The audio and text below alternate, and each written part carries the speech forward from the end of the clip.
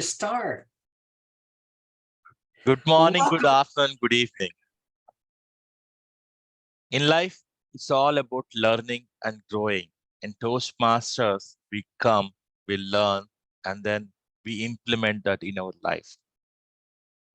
Today, we are going to see something here, what we can or how we can improve ourselves, especially when we attend job interviews, how we can do better there. But before that, let me invite this person. I love his head, shaven head, and then always clean. Toastmaster Ashwin as the Toastmaster of the day. Ashwin, the stage is yours. Oh, I thought you were talking about Declan. I think you got us both confused. Thank you, Raghu, so much. And everyone, Happy New Year. This is our first meeting, and it's going to be a dandy one. You know, landing an interview for a job or internship is an exciting moment, but one often immediately followed by dread. No matter your age or experience, meeting with potential new employer can be stressful. Well, guys, take a deep breath. You have nothing to fear. We have a special keynote speaker today, Declan Shelby, who's going to tell you how to ace an interview. So take copious notes and listen like your life depended on it. It's going to be a great one today. Declan, take it away.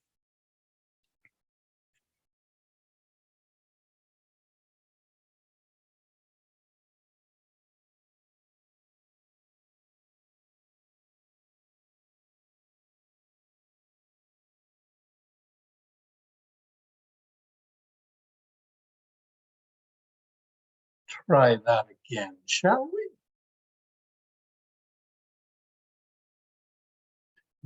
Now I want to check if you can both see and hear. Can you hear me and can you see the slides? Yes, sir. Yes. Excellent. Okay. Well, that completes the keynote speech today. I hope you enjoyed it. And if you have any questions, I'll take them tomorrow.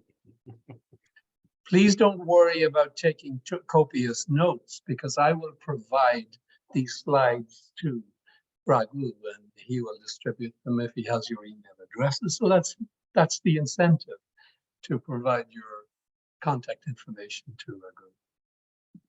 Now, why am I here this evening? Well, first of all, I owe Raghu and Ashwin many favors, but let's not talk about that. The real reason is because I believe this is an important topic for us all. And from my side of the fence, which is the interviewer side, I think I've learned a few things. I became a manager and started interviewing people 40 years ago. I have been a C staff member, chief operations officer for the last 15 years. And in the two startups that I have been a founder of, I have been the decider on hiring people. I'm the last person, I'm the last hurdle in line, whether they're engineers or finance or marketing or sales, or even if they're normal people like Ashwin. And I want to give you some insight into what I think is important. And we're going to go through this relatively rapidly. We have about 30 minutes, I believe. So the first thing I want to highlight to you here is just what are we going to cover? We're going to cover a couple of research topics that I think are critical for you if you're approaching the company or getting ready for an interview. Research the company, research the job. We'll talk about the interview itself. And then I want to leave you with some thoughts about what you absolutely must impart to whoever's interviewing you before you leave the room, before you leave the company. We'll touch upon a few questions, and these may not be difficult questions for you, but sometimes they can be challenging for people to answer under pressure. And if we have time, we'll do a Q&A perhaps after the rest of the program. So let's get started about the company. If you're going to interview with a company, I suggest you do the following research. Find out what you can about their mission and their vision. And what is that mission and vision about? A vision for a company is why they're in existence. their mission is what and how they do their business or how they seek to execute the vision. The internet is a wonderful friend. Find out everything you can about the company. You're probably going to be interviewing, you may be interviewing for a products and services company if that's the case. Find out everything you can about the products and services they offer. Far too many times, I have interviewed people, engineers, who use a part of the interview to display that they haven't done the research. And they're asking me about the products and the services that we're trying to bring to market. Now, if we're in stealth mode, I understand that, but typically we are not. And it indicates to me immediately a lack of research. So think about the company, its mission, its vision, its products, and discover what you can. Has the company received any recognition, or have they received any rewards or awards? Because that's an external view of the company and might give you some insight. Think about the culture, how the company gets things done. That's what culture is about for me. How do you do things? Are you team-based? Are you individual-based? Are you hard driving? Are you very collaborative and easygoing? Whatever. And find out, if you can, what it's like to work there. And that's not as hard as it might seem. What I tell people is look on LinkedIn. Find somebody who has worked in that company in their last job or relatively recently. They're the people you want to talk to because, one, they're not insiders and they'll tell you maybe more than an insider would. And what you want to know is, what's that internal culture like? And we'll talk about why that's important a little bit later. Now, when I am delighted, it's when people answer the next two questions very effectively, or when they display knowledge around the next two questions effectively. Who are the competition? So if you're coming to work from, a no-name company that's in the networking business, have they researched you? Do they know what your business is and who you're competing against? Networking is a huge term. Maybe you have a narrow focus, and I'm always impressed when they know exactly who our competition is, because it indicates that research. And particularly if they can tell you they've done enough research, they've talked to enough people, and they know what your competitive advantage is, that's impressive to me in an interview. So these are the things you should think about when you research a company. Now, what about the job itself? It goes without saying that you should understand the role, that look at the job description, see what they're asking for. But I'm going to ask you to internalize that and to think deeply about the role, not just the words on the job description or wherever the job is posted. Try and figure out more about that role, particularly based on the work you've done researching the company. Back to the notion, find out people who know about the job. Maybe there's somebody in the company in another function that might be willing to talk to you. Maybe in your LinkedIn research, you can find the last person or somebody who's done that job two sessions ago. What's it like to be a marketing manager? What is it like to be an applications engineer in that company? What is it like to be an IT professional in that company? There are people out there who know. Find them. Find out in that company, what do they make hard and what do they make easy? Depending on the culture, sometimes companies want people to be absolutely innovative and hard charging, and they want innovation type behavior. Some other companies want collaborative, where collaborative behavior, where the combined effort of the team is what gets it across the finish line. Find out those things. How do they acknowledge or even think about success? What does a good employee look like in that company? And what's rewarded? All this information can be available upon research. Back to that notion, are they team-based or are they hard-charging individual contributor companies in the function that you are looking at? So for instance, in some of the more recent things that I've done, which is around energy technology and energy startups, I look for PhDs who are absolutely on their game around lithium-ion batteries, who are at the top of the chemical engineering pole, and who don't know what they can't do and don't care what anybody else is doing, because those are the guys in that industry that might give us the breakthrough. When I talk to manufacturing people in this, looking for manufacturing people, I want people who understand at a deep level the processes that are required to build lithium-ion batteries. And are they collaborative with engineering or combative with engineering? So sometimes you have different cultures and different functions. And is the company a good fit for you? This is a tough question to ask, but given that you're making a commitment of maybe several years of your career, and this might be an important company, an important industry for you to break into, is the company a good fit for you? And that comes from finding, well, how did they do things? How did they reward people, team-based, etc.? And are you one of those people? Or do you prefer to be measured on your own contribution? And are you one of those guys or people that blazes the trail? It really depends. Be honest about yourself, because sometimes people say they're a good fit, but they find out months later when they've joined the company, they are not. And of course, the follow-on question is, if the company is a good fit for you, are you a good fit for the company? Does this company make your career blossom? Do you see the opportunity to do well here in this company? And does it fit with you in this cycle of your life? So these first two slides are essentially about researching the company and finding out as much as you can about the job before you go for it. Let's talk now about the interview itself. I perhaps am a little bit traditional. I come from Europe. We're more formal in Europe, although I've been in the US for almost 30 years. Sorry to interrupt, Declan. Can you fix your audio? It's kind of. Oh, okay.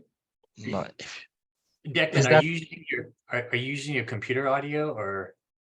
Yes, I am. Is that Okay. it's not right? clear as usual. Actually, Okay. can you?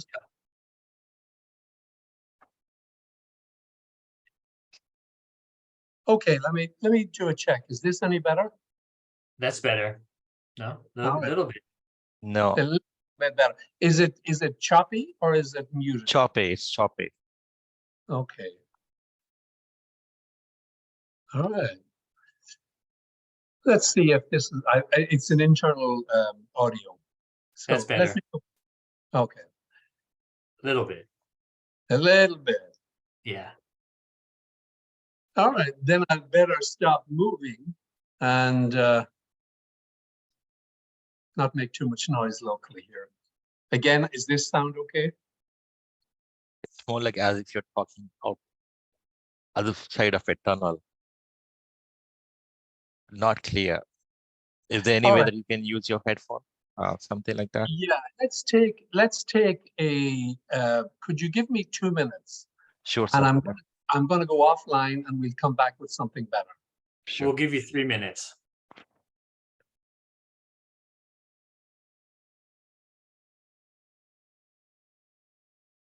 And then, meanwhile, we can do an icebreaker, asking everybody to give a one-liner introduction.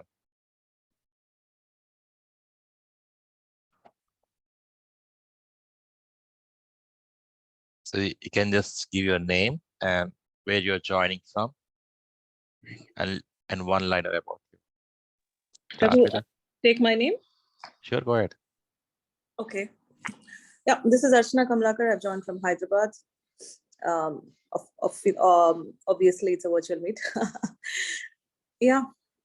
So if it is that, otherwise, yeah, I've been working for 19 years now and currently on a career break. So I just want to make best of my time and see what I can learn from Toastmasters more. So that's a little bit about me. Thank you, Archana. Welcome. Anybody else want to go till Declan comes back?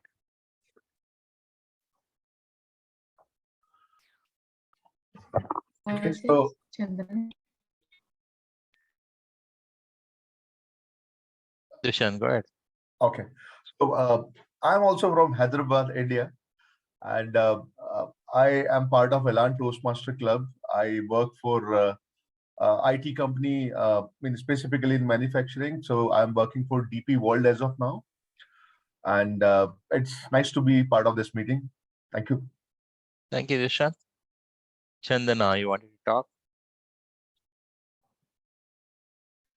Yes, Ah. I'm from Andhra, Kerala, but I work in Hyderabad. I'm from Legato Influencer Toastmasters Club.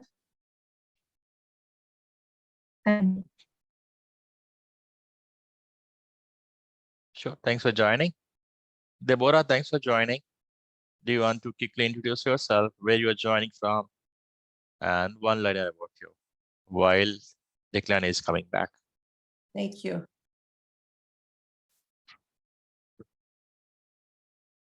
Sonia?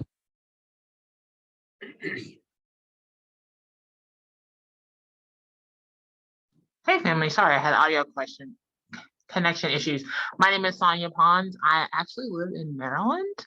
I'm excited to join you guys. I'm also a Toastmaster, just to kind of learn what you guys are doing and talk about professional development. I actually work in learning and development, so this would be a great opportunity for me to just not being distracted by work, just to pay attention and see what's going on in the rest of the world. So thank you for sharing. Thank you, Sonia. Declan, you're Hi. back. I'm back. How is this audio? Arshay, do you want to Raghu, comment on? how is this? Oh, This better. is much better Yeah. than before. Yeah. All It's right, hard maybe to- you let me share my screen again. Oh, much better, Declan. Yeah, because I was just trying to listen. You were quiet. Perfect. Yeah. You can start What- sharing, Declan. Go ahead. Yeah, delighted that for the first time since I've known you, you're listening to me, Ashwin. That's wonderful. I had to really turn up my hearing aid. All right. I do apologize to everybody that has unfortunately had to listen to this scratchy audio. But we can, hopefully it'll be a little bit better. When we come to the interview. So the interview itself is, of course, the key event in this process. I was saying there before, I had to exit to do something about my audio, that dress code from where I'm from in Europe is considered important. I know in the US we're less formal, but I encourage you when you're interviewing for a position to dress one level above the company's culture. So for instance, if the company says they're business casual and people are going around in open neck shirts and show up in a suit or the appropriate attire if you're a woman, if you're female. So dress up. There is no penalty for being well dressed. There is a penalty in judgment if you're not dressed appropriately or if people think you're too casual. To me, dress code contributes to the notion of confidence in the interview. And I know it's almost ridiculous to say, hey, when you're doing an interview, please be confident. But my point is that the person on the other side of the desk, like me, is looking for somebody who can do the job, who can influence people, who can get results, and who is confident in their own abilities. That's one of the soft skills I always look for. And if you do the research on the company and on the job appropriately prepared, you probably have a better chance than not of being confident. And that should allow you to be somewhat relaxed versus anxious. I know when I interview people and I see a high level of anxiety, I wonder, how will that individual perform in the real work situation in a team that is probably trying to achieve something significant? How will they work under pressure? So be aware, if you are anxious, try mask it, try and relax, try and come across as confident because it conveys something important that I, an interviewer, am looking for. Now, I know, back to my, if you're anxious, but you have to manage that. One way you can help with anxiety is to anticipate and rehearse questions beforehand. And I mean that sincerely. So many times I interview people and I say, well, what was the toughest project that you had to work on in your last job in the last 2 years? And they'll say, that's an interesting question, Declan. We worked on many projects. There were a number of them were difficult. Which was the toughest one? I'd have to think about that. I am almost losing it listening to an answer like that. If you're asked, what's the toughest project? You get into it. It was when we developed a product for Cisco. Here's the issue we had. Here's why it was difficult. Here's what we did. And here's what I learned from it. It's a totally different approach to answering the question.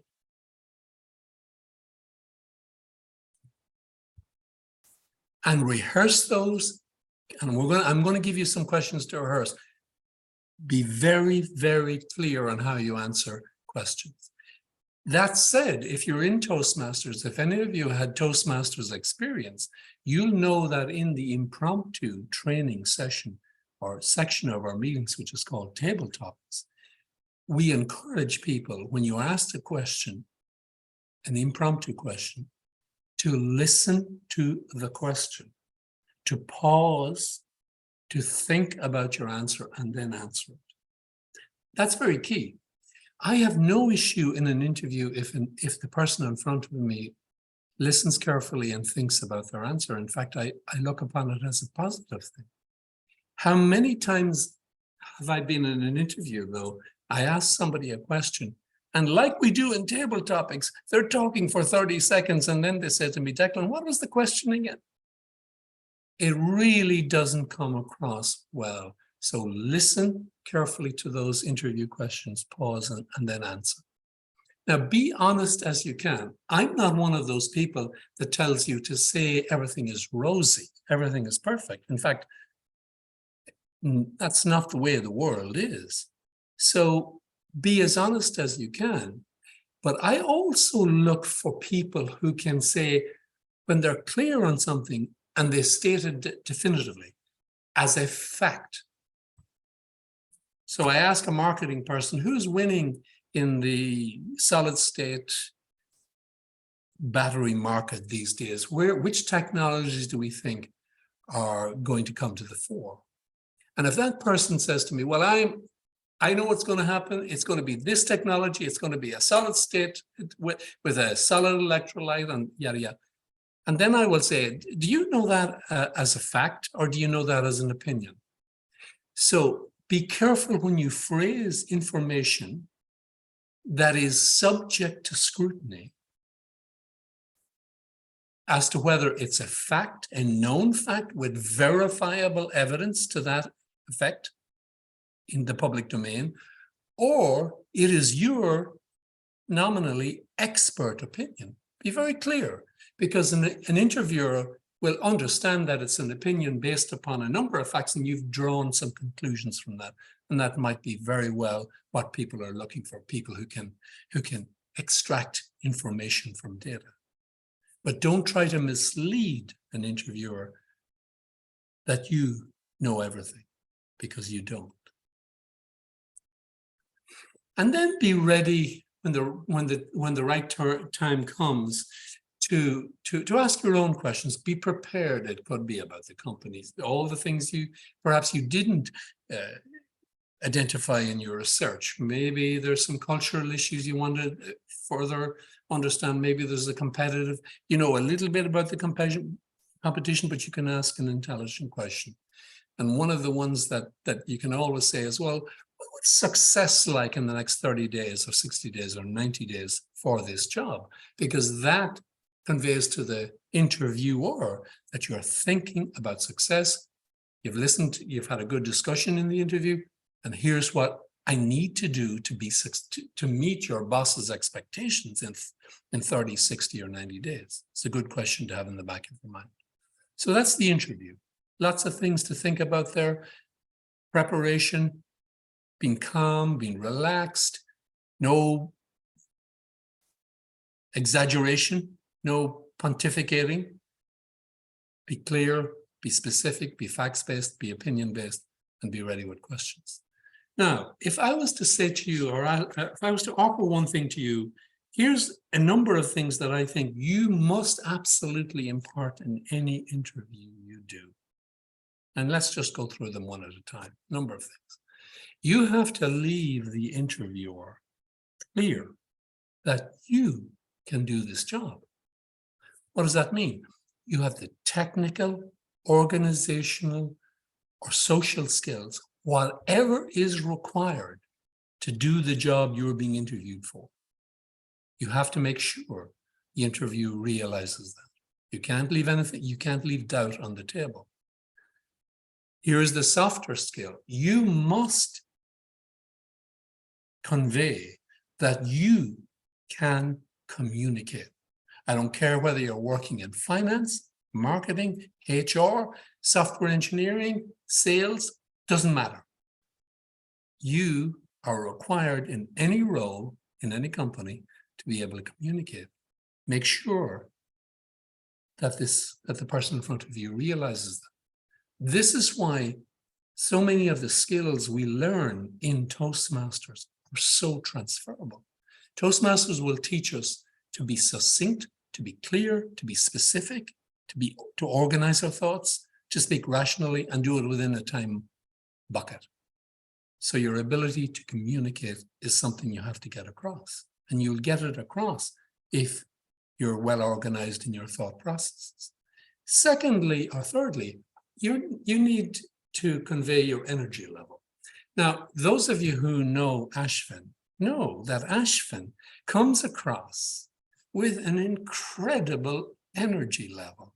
His energy level conveys his enthusiasm, his infectious need to help others, to collaborate. That's what energy level is about. So not only can you have the technical skills and the communicate, but you are a player. You'll raise the elevation, you'll raise the pitch in the room with your team. Make sure the company sees that energy level. Make sure that they actually get it, that you're a good fit for their culture, either in the discussions you've had or in the behavior you exhibit in the meeting. And of course, you have to convey before you leave that room that you genuinely want that job. When people are laconic and relaxed and saying, "Oh, Declan, I like the job. Yeah, I'd like to think about some of the things I'm probably moving on." When somebody said, "Declan, this job is a really good fit for me. I think I can help the company. And I really would like the opportunity to do this role." And it's just sincere. And it comes across as very authentic. And lastly, do never, ever, no matter how much of a jerk your previous boss was, do not ever undermine the company that you're working with and that you're leaving to come to this company.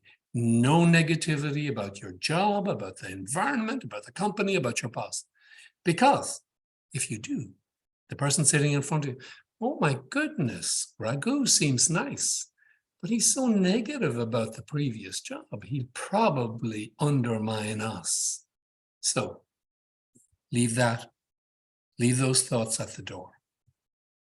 Now, let's see how I can check my timing here. Let me just rehearse a few questions with you that I have found over time that people find difficult. You'd be surprised when an interviewer asks open-ended questions, and open-ended questions are purposeful. Well, tell me about yourself. What I would suggest you do is summarize your resume Don't talk about what it was like for you in kindergarten or where you went to university, because that's not what they're looking for. What are your skills and how do your skills and experiences match the job? That's the tell me about yourself answer. When people say, hey, should we hire you? They probably really mean, what are your strengths? And then, so you should take that opportunity to summarize your strengths and how they fit the job requirements and how you are a good fit.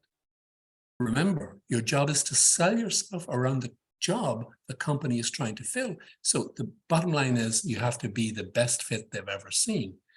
Some of the tougher questions people struggle with, what are salary expectations?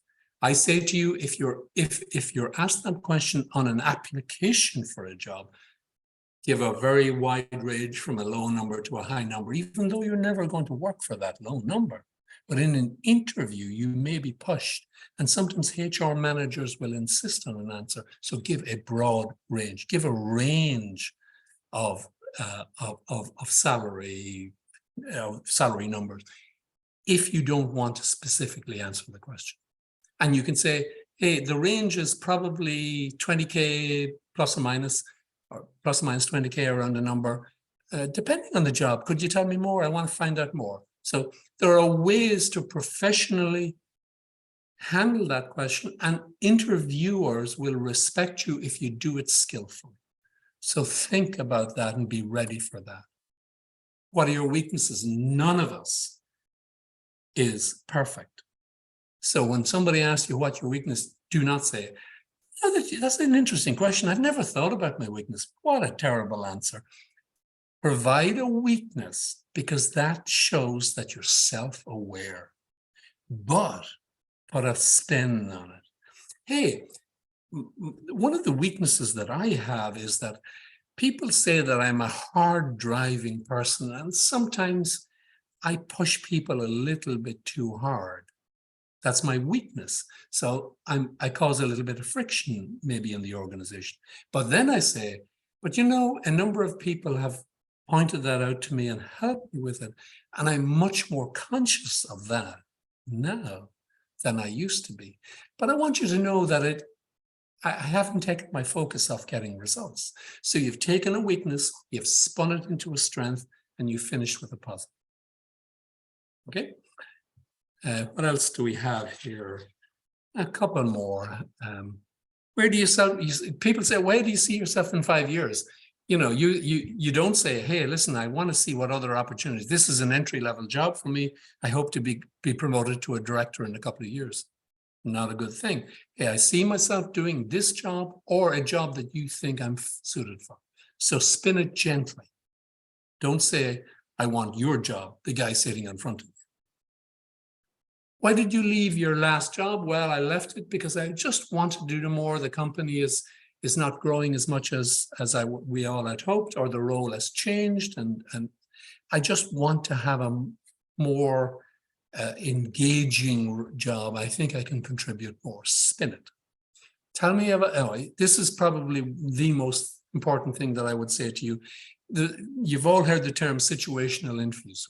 Well, hey, Raghu, you know, tell me about a time where you had a great successful project. Ashwin, tell me about a time where you struggled to meet the objective of the program or whatever. So have your stories ready on those successes, on those failures, on what you learned and how you dealt with conflict, how you dealt with team issues, how you dealt with challenges inside the company or outside the company. Be crisp, be ready, rehearse those stories, because most interviewers basically put a lot of weight as when you describe situations that you are in. So situational interviewing is what I'm trying to get you prepared for here. And then lastly, be ready with your own questions. And you can see them on the screen. You know, you could say, hey, what challenge do you see if it's your manager? You know, I'm new to this role, Ashwin. What challenge do you see me encountering? What do you think I should be careful of in the first 30 days? And you're indicating your sensitivity to the environment and to delivering what you're expected to deliver. What do you enjoy working about here? Where do you see this role going? Or describe a typical day. Be ready with intelligent questions that are seeking to shed some light on what you want. And always, always, always in an interview, make sure you say, hey, what's the next step in the process? Show, because that's how you show interest. That's how you show you're genuinely looking for the job. Now, I'm going to stop here. I had originally thought about questions, but I think we're going to do this a little bit differently. Raghu and, or perhaps I should say, Ashwin. So let me pause. If you want, I can take questions now if you want, or we can do it later. Your call. I think we should What- take questions now while they're fresh. No, Raghu? Or I think what Declan approach is good. We will have a practical and then go from there. oh, okay. So Kirtiraj is ready and Ashwin is ready, and I'm going to spotlight both of you.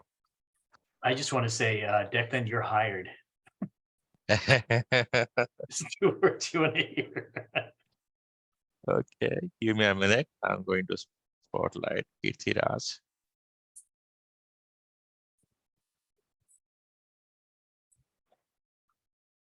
So to everybody, just for your interest of audience, Kirtiraj is going to attempt a Pathways Toastmaster project, preparing for an interview. And our Toastmaster of the day, Toastmaster Ashwin, is going to be the interviewer, while Kirtiraj is going to attend this interview. So by this basis, we'll have a practical of how to prepare, and then Declan is going to tell us how this is overall. He will give feedback. Deborah, before we start, do you have a question?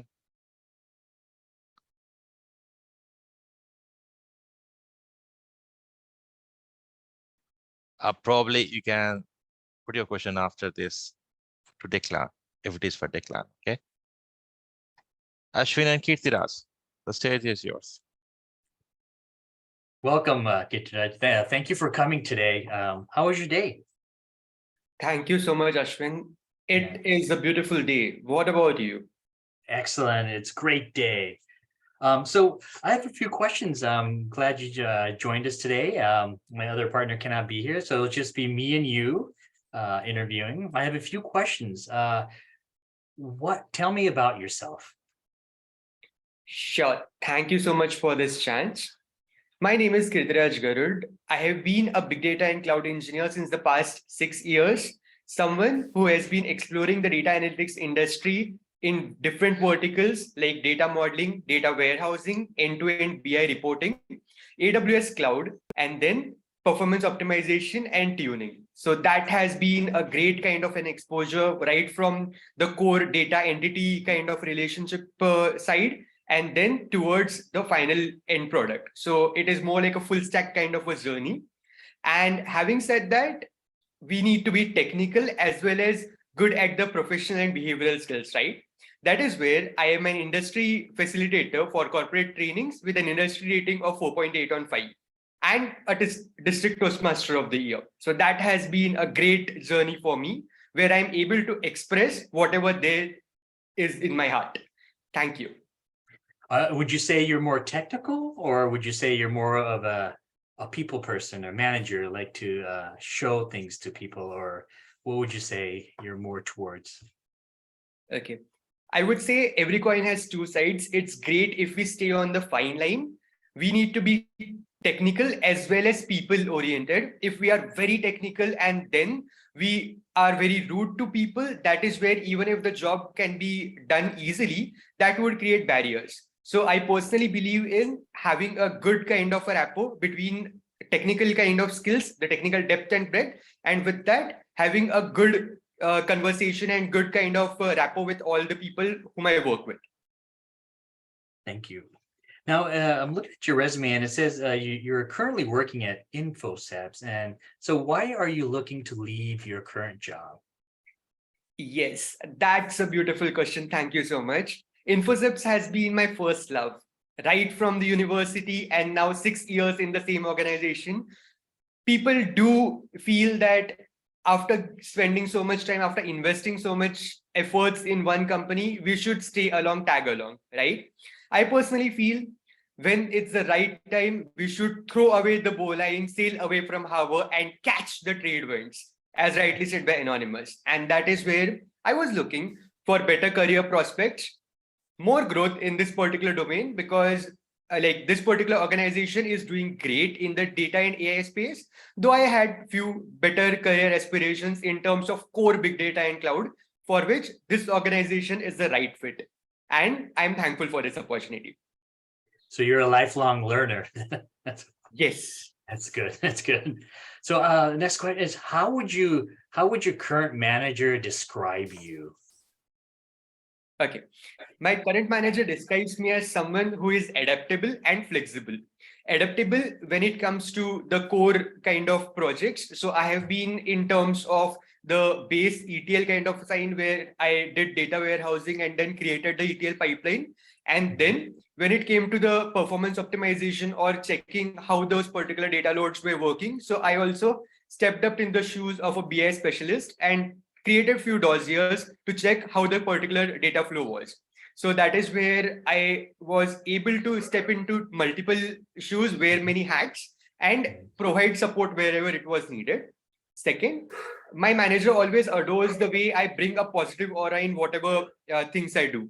So that is where even if the tasks are difficult, I relax, I repose within, and find out how those things can be done better. For example, connecting with peers or taking some guidance from the tech notes which are available online, or learning those particular core functionalities and reaching out as required. So that makes the job easy. Yeah. Thank you. Thank you, Kish. This looks like you're a doer, like a complete task. I love it. So tell me about a time you overcame an obstacle. Yeah. Let me share one crucial moment in one of my projects. So that is where it was like going, like what I can say, it was lagging in terms of time constraints and so on and so forth. So that is where like it was needed to meet the project deadlines we had to extend, right? So that's where I stepped into the shoes of a peer who is encouraging and motivating, and we all collaborated as a team, extended a bit, and then treated ourselves for doing that extra work, gave some kind of good like recommendations and rewards to the fellow peers, and accordingly we could meet those things. The particular project was completed within timeline, for which we received the Dream Team Award in our organization.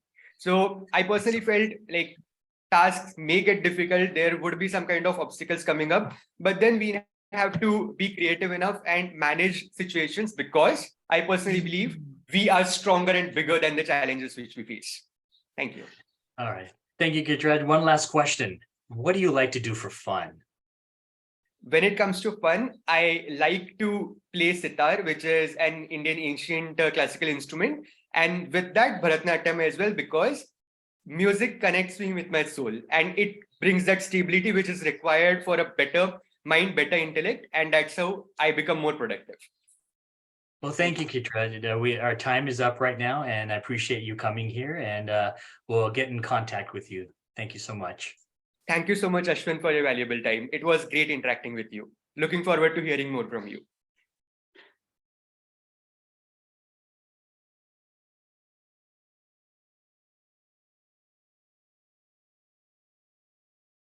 Declan, all yours. Great. It was so much better when I didn't have to interview. So much better just listening. So, Ashwin, I like the way you opened the meeting with a little bit of warmth. How's your day?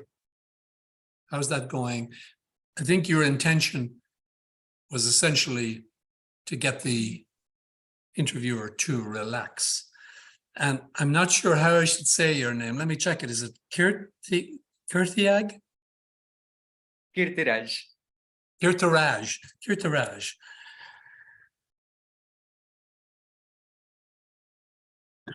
And that was good.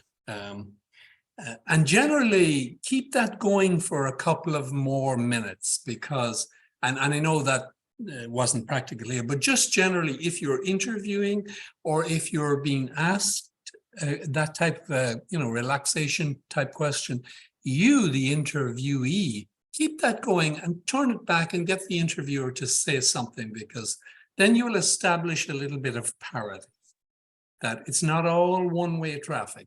It's a great opportunity to get some balance in that. Now, you have to be subtle about that. Now, tell me about yourself. You did describe your job, Kirtaraj, as a cloud engineer for 6 years. You know, your data optimization, data warehousing, etc. And you mentioned that in addition to your technical skills, you were doing corporate training. So when you get that question about telling me about yourself, certainly do what you did, but then just gently signal to Ashvin. And in this role, I think I learned some things. And as I understand this job that you're trying to fulfill today here, Ashvin, I think these things that I've done are particularly relevant. Now, you don't have to be hard line and hard nosed about it, Kirtaraj, but make that connection so that immediately Ashvin is thinking, yeah, that's good. Actually, we are looking for somebody who understands data warehousing. Okay, and you've taken a little bit of control very gently and inserted that notion in his head. Next question is, are you a people person or are you a technical person? My sense here, Kirtaraj, that you struggle with this a little bit and you increased your rate of speaking. Stop, think, and try and expand upon it. Now, be clear that nobody expects you to be 100% technical and 100% people-oriented, okay? If the job really requires a superior technical person, emphasize that. I tend to think of myself as a technical person. I've been in engineering all my life, and I've, you know, my education, etc. However, of course, to get things done in organizations, you have to be able to work with people. And over the years, I've learned, I believe, good communication skills. I've developed good listening skills. I can hear what, you know, so you get a view. But again, if the job requires you to be a technical propeller head, convey that you have those technical skills. It's okay to say, I'm more technical than people, because then I see you coming across as authentic, because I'll probably make up my mind whether you're a technical or a people person anyway. Now, why are you leaving? This was, you know, you talked about Infosystems. I think Infosys, 6 years, very positive, and at the right time, you're looking for growth. Now, this is where you should expand upon. I'm looking for growth in these areas. When I read this role, this role represented something that I think I could grow into. Here's what I like about it. Here's where I think I could contribute. And then you go back and forth with the interviewer. You say, hey, I wasn't sure about this particular point about data. Where is that what you want? And the person says yes, and then you engage and you come across as perceptive and you have a conversation on that question. So always think not just about the answer, but where it can lead to in an interview. Those for me are the most fun, because you get a deeper understanding of the candidate. This is a great opportunity, Kirtaraj, for you also to share your research on the company. That you felt that in the previous job you'd learned as much as you could, but now you want to learn a little bit more, etc. So it's your opportunity to talk a little bit more about that. For a manager, this is a key thing for me. Think about how your managers have evaluated you. Oh, he's a nice guy. He's flexible. He's adaptable. Excuse me, I don't care. I want to know, Kirtaraj, I'm playing with you here. I want to know if you can get results. Can you get the job done? So don't describe the activities that you have, Okay, well, I did this, I did this, I did. No, I achieved this. I contributed to this, what you'll have on your resume. So take the opportunity to give hard facts to the interviewer. Okay. Overcome obstacles. This is one of those questions you really have to research and be very specific. I didn't hear the specifics in your answer. You talked about the program lagging and working with people and extra incentives and rewards and the Dream Team Award. But I didn't know how you contributed to solving an obstacle in a program or in a project. So that's where you get to those 10 questions. What was hard? What was easy? How did I do this? What successes? What failures? What did I learn? And for instance, I'm going to give you one example. Talking to an engineer recently and asked the question about a problem they had. Well, the problem was that one of the vendors that they had selected didn't deliver on time, and it continued to delay the project. And the guy told me specifically what the issue was. And he said, what he said was very impressive. He said, and by the way, Declan, afterwards, I realized where we made the mistake. When we selected that vendor to be our technical partner, we didn't evaluate their capabilities to the extent that we should have. And it was a painful lesson for me to learn. That's the way you frame an obstacle with a positive outcome. I'm well over my time. The timer is off the screen, so I'll just pause here. And that's my feedback. Hopefully you got that. I'm trying to tie it into the content I shared earlier. Back to you, Toastmaster. Thank you very much, Declan. I think it's a vast amount of information. So I think we have a few minutes. Can we do some Q&A? Would you be okay with that, Declan? Yeah, sure. Anybody has any question, please raise your hand, and then we can go ahead. Deborah, I believe you had a question earlier. I was going to ask a question about, okay, so if, maybe in the world of accounting or finance, okay, have you ever taken money from the company?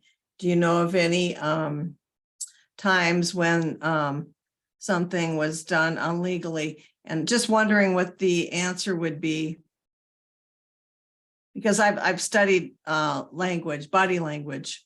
So just wondering, what some examples of people's answers would be, because based on the answers people would answer, it would tell whether they're answering honestly or not. So as far as interviewing, to me, that's part of interviewing, and asking a question and seeing how a person answers. Let's put it that way. So from an interviewer's perspective, Deborah, I mean, this is a key question. So I've done business in probably 20 countries, and there are cultural differences. So for instance, I once gave an interview, and I don't mean to offend anybody on this call, but one of the things I said during that interview, Deborah, was that what is considered an integrity issue in Europe may not be considered an integrity issue in China. Yes. Yeah. Because there are different practices that prevail. Yeah. So in the context of that, and it's always around finance, actually, or it's around engineering and IP theft, you ask the question and you listen to the answer. So what I want to know is the question understood? The way people think about an integrity issue around finance, for example, would convey to me whether they think it's serious or not. Their knowledge of GAAP or international law, if we're talking, subsidiaries and doing business across international boundaries, is what I'm looking for. And if you tell me, I'm pointing at the the mythical person on the other side of the table. If you tell me you've worked 20 years in finance, in international, and you've not had an issue that was difficult, I think you're being very fortunate. So tell me about the last time you handled a violation, an ethics violation. So it's all about that. It's about understanding cultural context. It's about asking the soft question and watching the way they reply. It's, by the way, it's no different than a technical question in this world, because by the way, I'm an engineer. So does the engineer understand the question? Do they have the context? Have they heard you? Are they, or are they already thinking about what they're saying before you finish your question? So there's all those nuances, but you know, finance, that's it's always about ethics. It's always about compliance, and it's frankly, I make the judgment based on what's not said. You know. What I have found is if you ask a question and they say yes or no, that's an honest answer. If they start defending it, they're lying. That's what I have to say. Well, so I've interviewed CFOs in parts of the world where, you know, they're very good liars. They're very good liars. So Yeah. anyway, the point, it's just those nuances, body language, everything we try, you know, we try to pick up as, you know, as in terms of the nonverbal communication signals are relevant. But anyway, so. Thank you. I think Deshaun had a question. If I have my druthers, I don't want to interview another finance person from some parts of the world. We've Next had question. people still from our company, and we never got to ask those questions. But I've studied body language and different, you know, people that CIA and different, you know, people that I ask questions, and the basic is yes or no or defending. So that's kind of, no, that's a good insight. Good insight. yeah. Thank you, Deborah, for the question. Thank you, Declan, for the answer. You're We welcome. have next guest is Deshaun. Dushyant has a question. Yeah. So in every interview, it is being asked that what is the reason for change? And when reason of change is only money, and we cannot make it, we cannot fake it when the organizations are very big organization like Oracle, IBM, and people have some networking, they can verify what reason for change we give. So in such case, what should we answer? Because we cannot make it, we cannot fake it, and reason is only money. If we say it's money, they'll say then you come to our organization, and if someone else will give you more money, you will leave us. So if the question is, do you respond and say, I'm moving, I want to join your company for money? Is that the question and how do you handle that? Is that your question? Actual reason is this, and we cannot make it when the industry, specifically IT industry, is very small. So how to answer this question?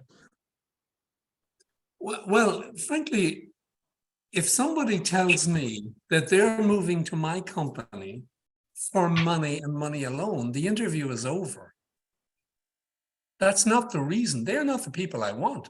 I prefer to take, you know, you want people who want to join your company to contribute, they want to advance their career.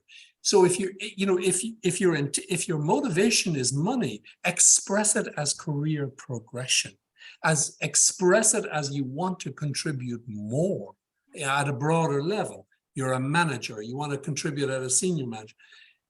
That's the way you sell it based on what you can deliver to the company, not on how much money they're going to pay you. Okay, thank you. Thank you, Deshaun, for that question. Next person, Coco. Hello. I'd like to ask how you would answer the question, how come I see a big gap in your resume? Because I took more than a year or even 2 years gap in between, and that's willingly. Of course, of the things I'm going to defend myself in reference to Deborah here now. There's part that I want to take online courses, and there's part that I just don't want to work yet. So how do you phrase it? So, Coco, my approach to this tough question is that you tell the truth. You tell the truth. I took a year off because I was burnt out in this job, and here's what that felt like. Here's the way I've spent the time in my year out, either recharging my batteries, spending time with my children, or reskilling with education. Whatever. Because if you lie, I will know it and I will find out. All I have to do is find somebody who knows you. And the world is really small with LinkedIn. So and if the employer, if I'm the other side, and I don't recognize that your reason for taking a year off is valid and that you needed that for care or for whatever, then I'm probably not a good employer for you. So tell the truth. Now, this question is a tough one. I want to know, what do you think of that answer, and does it work for you?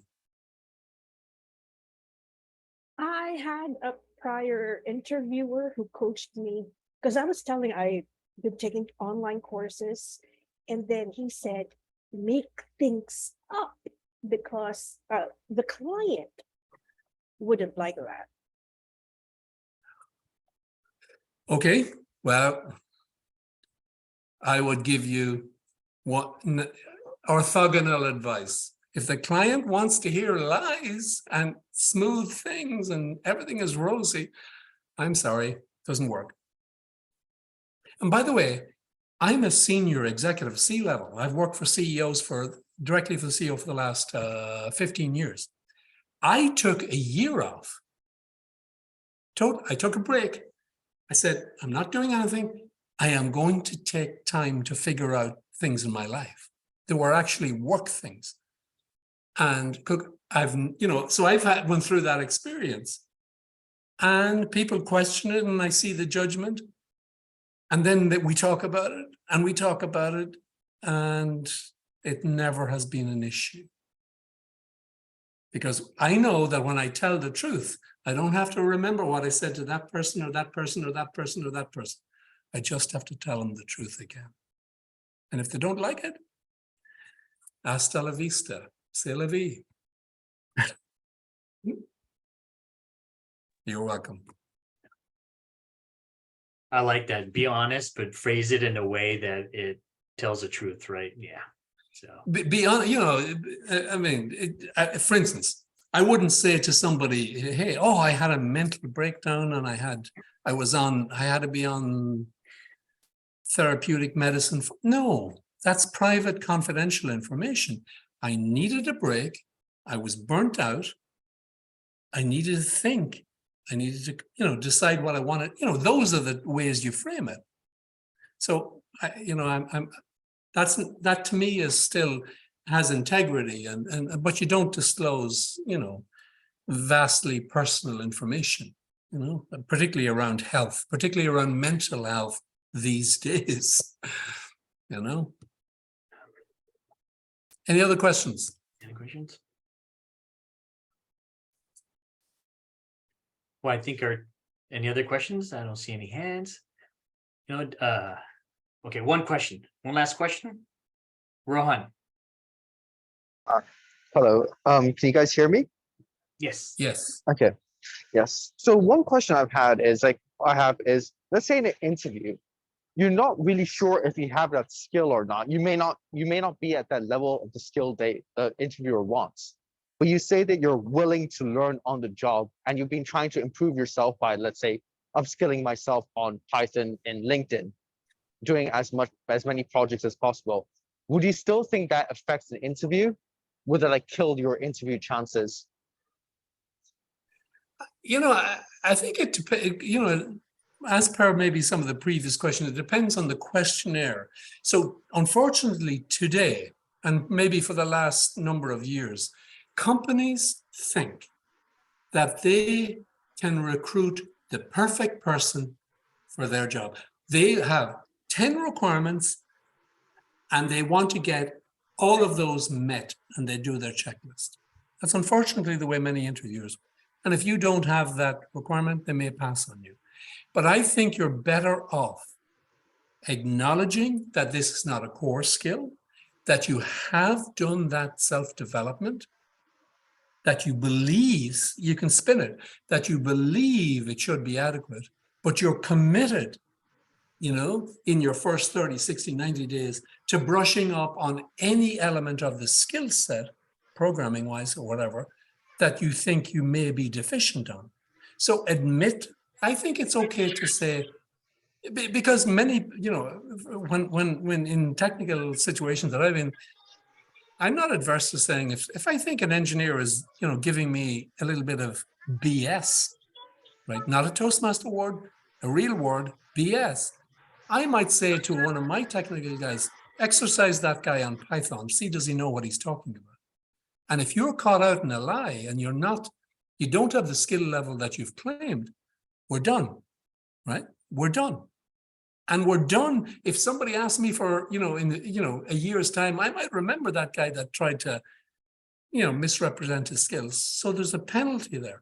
So my point is, be truthful, but phrase it, frame it in a way that reduces the barrier that might be in the interviewer's head. Hopefully that makes sense. Yeah, okay. Yes, nice. Thank you. So pretty much, as long as you can say, be honest, but spin it to your advantage. Correct. And if you say that, okay, I'm willing to help, I'm willing to be able to brush up on my skills so I can, let's say when I'm in the job, I'll be ready for that by that time. That is going to help the interview. It is. And one last thing is, if there was a case in point in your prior history where you did exactly that and it was stellarly successful, tell them that, because you've got a track record, right? You've got a track record. So it's credible and it's authentic. So yeah.